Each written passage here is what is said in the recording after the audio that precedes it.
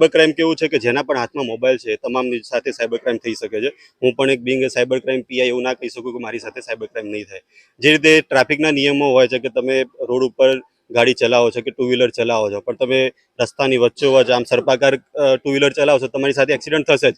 તો ટ્રાફિકના નિયમો જેમ આપણને ખબર છે કઈ રીતે ગાડી ચલાવી, કઈ રીતે ના ચલાવી, સાયબરમાં પણ એવું જ છે કે મોબાઈલની અંદર શું ક્લિક કરવું, શું ક્લિક ના કરવું એ જાણવું બહુ જરૂરી છે.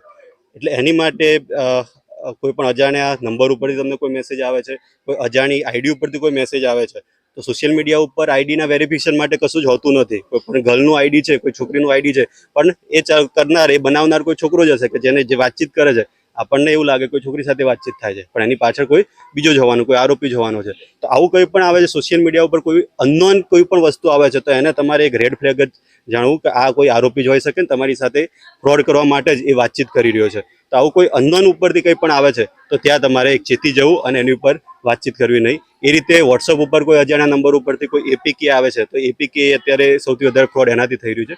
તો એપીકે કોઈનું વોટ્સઅપ હેક થયું છે તમારા ઓળખીતાનું, તો એના પરથી પણ જો એપીકે આવ્યો તો ત્યાં પણ તમારે ચેતી જવું કે આ એમની સાથે ફ્રોડ થયેલું છે અને એમનામાંથી, એમની જાણ બહાર તમને મેસેજ આવેલા છે. એટલે એમના મેસેજમાંથી કોઈ એપીકે આવી તો ઇન્સ્ટોલ કરવી નહીં. એમને કોઈ પૈસા માગ્યા હોય તો એકવાર વેરીફાઈ કરી લેવું, નોર્મલ કોલ કરીને પૂછી લેવું કે તમે પૈસા માગ્યા છે કેમ.